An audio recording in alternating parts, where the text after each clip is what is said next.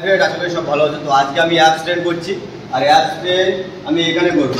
তো তাই এটা সবাই কমেন্ট করো যে এটা কোন এক্সারসাইজের লেভেল আপ হচ্ছে।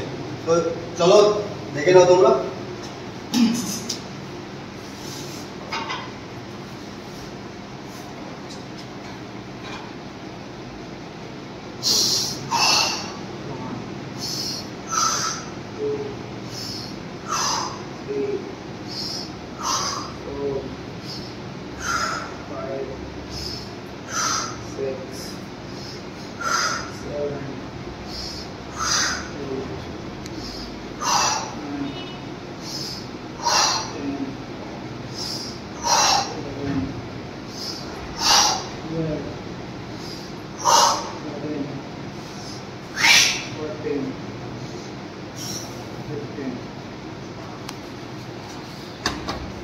তো 15 রেপিটেশন, এটা আমার জন্য অনেকটা টাফ। তো এটা হচ্ছে আমার লেভেল।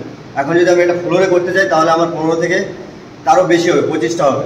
তো 25টা মারা বেকার, প্রপার ফর্মেট টেকনিকের সাথে মারতে হবে। তো চলো দেখা হচ্ছে পরের ভিডিও।